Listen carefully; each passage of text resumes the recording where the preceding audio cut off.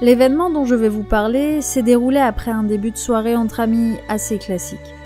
Nous sortions dans le centre-ville comme tous les week-ends.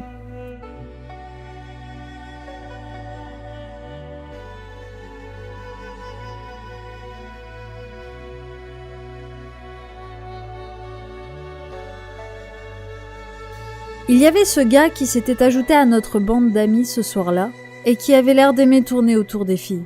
Je le connaissais et l'avais déjà vu un petit peu à l'œuvre.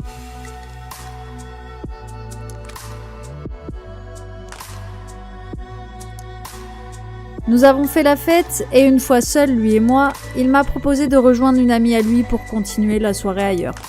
Après tout, pourquoi pas ?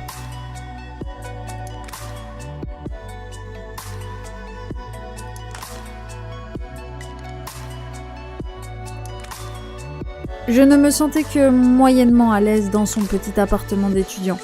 Je le trouvais mignon, mais sans plus.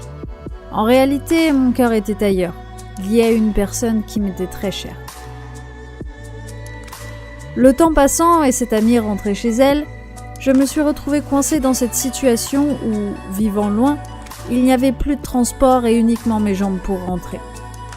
J'ai donc fini par dormir chez lui. Comme j'étais liée à quelqu'un d'autre et qu'il ne m'attirait vraiment qu'à moitié, je n'avais franchement aucune envie de coucher avec lui. Lui, par contre, était bien décidé à ce qu'on couche ensemble. Tu sens bon? J'aime bien. Tu veux pas te retourner? Non, laisse-moi dormir. Allez, on n'a qu'une vie. Non, j'ai pas envie. Qu'est-ce que t'es prude.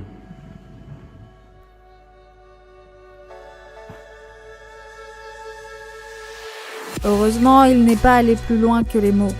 Mais j'ai tout de même eu le droit à des termes tels que « Qu'est-ce que t'es prude ?» scandé un nombre incalculable de fois. Je ne suis pas prude. Pourtant, ces mots m'ont marqué et humilié. C'était clair pour moi, mais il m'a fallu du temps pour comprendre que ce mec-là n'avait qu'une envie, c'était de manipuler des femmes comme moi pour les emmener dans son lit. Il a fini par coucher avec pas mal de mes potes sans aucune forme de respect en se pavanant. Et après ça, je me suis dit que je remerciais la force que j'avais eue ce soir-là quand j'étais dans son lit, de dire non, malgré ses demandes incessantes et ses remarques désobligeantes.